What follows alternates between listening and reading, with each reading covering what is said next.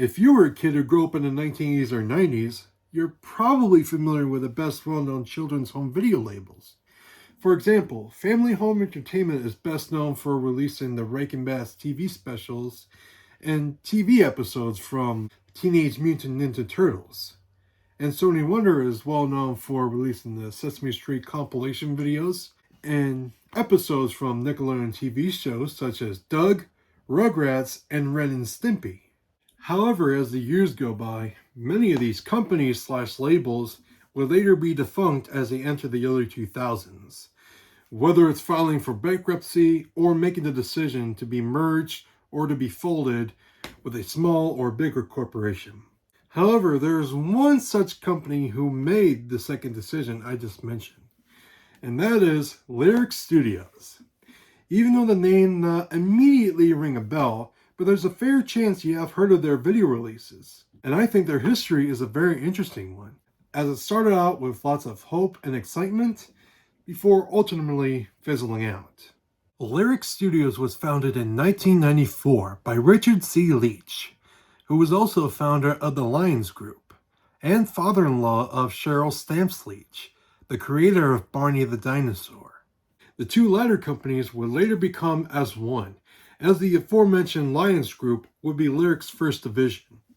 Later that same year, Big Feats Entertainment was founded, becoming their second division, and would be best known for their own creation, the hit TV series Wishbone.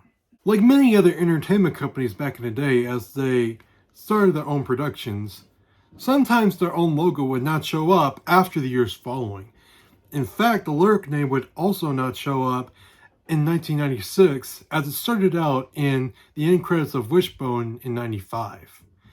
I'm not exactly sure why they did that because, like I mentioned, it would not be revealed a year later, which is very confusing. The original name was Lyrick Corporation for some reason.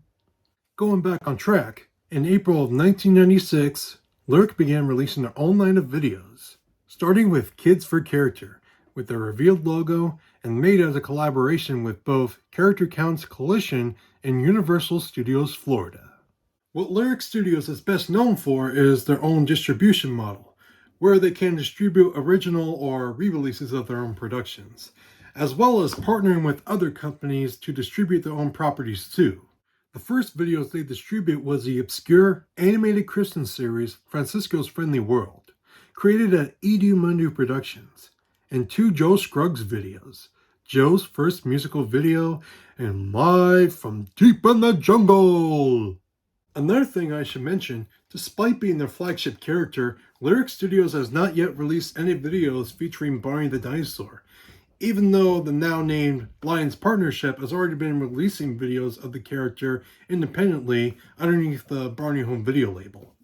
Their first video with the purple dinosaur would come to fruition with the release of Barney's Musical Scrapbook, a clip show comprising of scenes, sequences, and songs from Barney and Friends Season 3.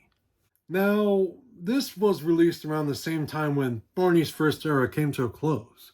However, after that, the following videos that would help kickstart this second era before Season 4 hit the airwaves was Can't Wanna Run Around, Barney's Adventure Bus, and Barney's Good Day, Good Night. Now hear me out when I say this. I will fully admit that Barney is the only character I gravitated the most with when I was a young lad, because I'm more familiar with his other videos like Barney in Outer Space, Let's Play School, and Come On Over to Barney's House. I mean, come on guys, work with me. He embodiments childhood, and he's even on the same vein as Sesame Street, Arthur, Mr. Rogers' Neighborhood, and all that, and he's childhood, guys! It's a shame that I can't say the same thing with Wishbone, because I never seen the show, and it only lasted for 2 seasons from between 1995 to 97. And I never owned a single VHS from this series. However, there is one exception that I actually seen from the series, and that is the Halloween special, The Legend of Creepy Callers, where our favorite book-loving dog plays the role of Ichabod Crane in The Legend of Sleepy Hollow. Maybe you have your own memories of watching Wishbone. Let me know in the comments below. I would love to hear what your thoughts are on this series, because I only seen this one episode in my years at elementary school, and that's it. Now, going back on track again, I mentioned before that Lyrick Studios is best known for their distribution model, and they would also have partnerships with other companies to distribute their own properties too. Now, they began doing this from 1997 and continued in 1998, with releases such as Portfolio Entertainment's Groundling Marsh, Big Idea Productions' VeggieTales, and Shelley Duvall's anthology series, American Tall Tales and Legends. Now, you have heard the TV movie Shelley Duvall's Rockin' Rhineland, right? Well, if you remembered watching it back in 1990, you've probably seen it before, either on the Disney Channel or got a VHS copy of it from High Top's Video. When Lyrick Studios acquired the distribution rights to the movie, they made the interesting decision to release the uncut version with various scenes never before seen in the TV version, along with a different music score by Van Dyke Parks, and changed the title to Shelley Duvall's Mother Goose Rockin' Rhyme. I would love to tell you you could find a copy of it, but unfortunately you're not going to, because you won't be able to find this video anywhere at a flea market or on the internet, because it's very rare and hard to find. So my only option is for you to watch it on YouTube instead. In the same year, Lyrick Studios would also begin releasing movies, one made for TV and one made for movie theaters. The first of these was the Wishbone TV movie, Dog Days of the West. The movie would air on March 13th and later released on video on June 9th. The movie itself would later win a Daytime Emmy Award for Outstanding Art Direction, Set Decoration, and Scenic Design. Another one of their flagship characters would receive a big screen release with Barney's Great Adventure. Released and distributed by Polygram Films, it originally had a release at Radio City Music Hall on March 27th. And it would later be brought forth throughout the United States on April 3rd and only pulled in $12 million. Albeit on a $15 million budget, so the movie did not make back its money during its theatrical release, and critics also hated it too. With that said, there are some fans of The Purple Dinosaur out there who love this movie and have a soft spot for it. You're looking at them right now. In 1999, Lyrick Studios would later introduce the famous Australian children's band from Down Under, The Wiggles. This all started in late 1998, where The Wiggles made their first American debut in California, where they performed at all places, the happiest place on earth, Disneyland. After a few performances, the people at Lyrick Studios went to Disneyland to see the concert, and noticed how popular they are, especially in Australia. They kindly asked the famous four to have their videos released underneath the Lyrick name, and we were introduced to great classics such as Wiggle Time, Yummy Yummy, Wake Up Jeff, and many, many more. Now, if any of you live in Australia, you're obviously familiar with the video Big Red Car.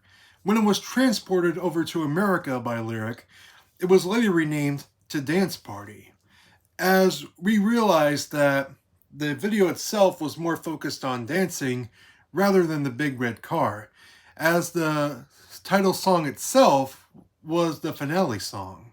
Also, a side note, there's also altered versions of the soundtracks with one or two tracks removed from their American releases, like Everybody is Clever from Wake Up Jeff and Bath Time from Toot Toot, for example. Not only that Greg Page, Anthony Field, Murray Cook, and Jeff Fatt would become popular at Disneyland and appear alongside Mickey Mouse himself, but would also appear with the master of imagination himself, Barney, appearing alongside him on stage and television, alongside with Captain Feathersword played by Paul Panic as well.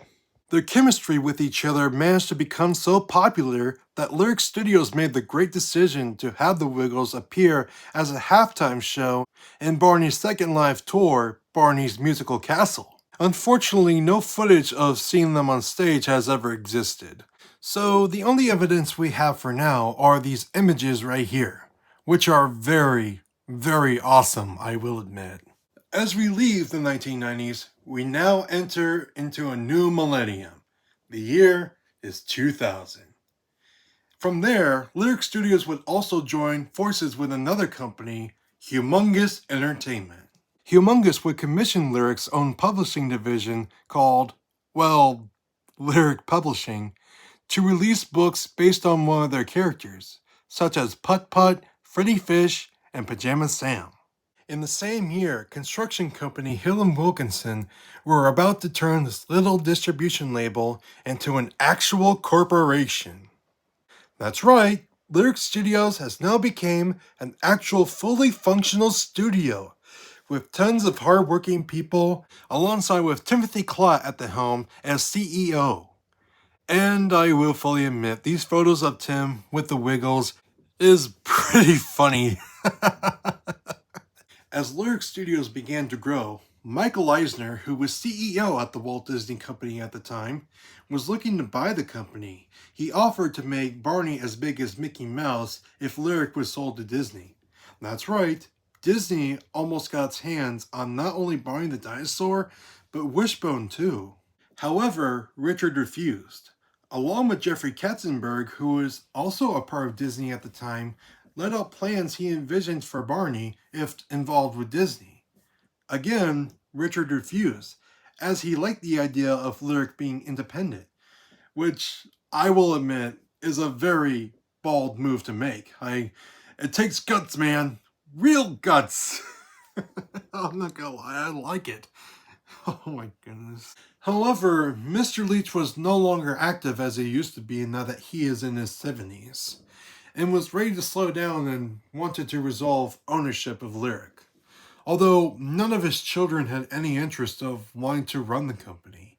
And yes, even Cheryl Leach herself. And thus, the UK company Hit Entertainment entered the picture and acquired Lyrick Studios on February 12, 2001 for $275 million. This new ownership granted them the rights to Barney and Friends and Wishbone, along with new Lyrick CEO Robert Laws as the driving force of the acquisition. The reason why Mr. Leach decided that Hit Entertainment was a good fit for Lyrick Studios was because that he believed the two companies shared the same values about creating quality programs for the preschool market. This new deal included that Lyrick Studios was to be retained as a consumer brand for both existing Lyrick and Hit properties. As a result, Lyrick would start distributing some of Hit's own programming, such as Kipper and Bob the Builder, even though that both of these shows were already introduced to the American public in the late 90s to early 2000s on Nickelodeon's children's block, Nick Jr. Along with that, Mr. Leach was to be appointed a non-executive director of Hit, while the Leach family owned 16% of the corporation. Unfortunately, this too would not last long, as he sadly died from a heart attack on May 29, 2001, at the age of 73, at the Dallas-Fort Worth Airport. On June 6, 2001, after his death, it was announced that both Lyrick and Hit were now operating as one big company. Although they were a duo for a while when the merger was finalized, those new plans would unfortunately be short-lived as reorganization of management occurred. Robert Laws, who was the newly appointed chief executive of Lyrick, for 4 months became the chief executive of Hit, while Steve Ruffini, who was the CFO of Lyrick, became the CFO of Hit. As a result, the management at Lyrick Studios began to decline, as the company itself would later be folded into Hit Entertainment in late August 2001, with The Wiggles' Wiggly Playtime, a compilation of TV episodes from The Wiggles' second season, becoming their final home video release, along with Angelina Ballerina, the Rose Fairy Princess, being their only release. In the end, it really is a shame that this one small company only lasted for 8 years. I really think it had lots of potential. I feel like they could have done so much more, have not the new crew who took over the company after Richard's death making the decision to leave it behind in favor of the new owners. Now, you're probably asking yourself, what would the company could have done if Richard was still around and more active? Well, if you remember the video Come On Over to Barney's house was originally going to be the main setting throughout until season 7. In fact, this idea came about when the season itself was announced in December of 2000. In the same month of February before the acquisition, it was announced by PBS and Lyrick Studios that Barney and Friends would take place at his home, a setting that was introduced in the home video itself. Both PBS and Lyrick were expected to have the series air until September 2002, with the deal lasting until 2007. From the looks of it, in my opinion, I think it had lots of potential. If they did manage to go down this route, we could have gotten the chance to see more rooms in Barney's house we haven't explored yet. Maybe stuff like his bedroom or bathroom or anything else. Maybe they could have had the opportunity to bring back Barry Pearl to reprise his role as Professor Tinkerpot. From there, he could have had a much more bigger role as a recurring character, rather than the 2 appearances from Barney's Imagination Island and Barney's Big Surprise live tour. Unfortunately, these do not count. And these do not apply as well, so sorry. Also, if both Lyric and Hit continue going down this direction as one big company, I feel like they could have done so much more, such as more releases of Angelina Ballerina and also Percy the Park Keeper, which according to the press conference portfolio says that they were going to be included but never saw the light of day, especially Percy. And Lyric Publishing was also going to distribute books written and illustrated by Susie Spofford, such as Witsy's World Storybook Series and Susie's Zoo. Unfortunately, both Lyric and Hit could not come to any financial agreements, which thus ended those plans. And because of this, Hit decided to have the setting transformed into a more natural and realistic setting with the park, as opposed to the imaginary set with Barney's house. The reason for the last-minute decision change was that the production team wanted a set that was a hybrid of a private and a public place. Cheryl Leach, the series creator, would briefly return as a consultant on changes to the series that she created and was a part of since 1992.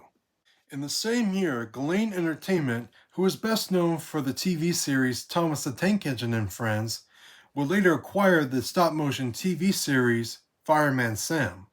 Ghislaine would also be bought by Hint Entertainment in 2002, along with another stop-motion TV series Pingu in 2003. After that, Hit Entertainment would later continue releasing videos of their own programs, such as Kipper and Bob the Builder, along with a newcomer, the Rubbadubbers. Just like Lyric, more Wiggles videos would soon follow, now being distributed underneath the Hit name, with the deal lasting until 2007 with the release of Racing to the Rainbow.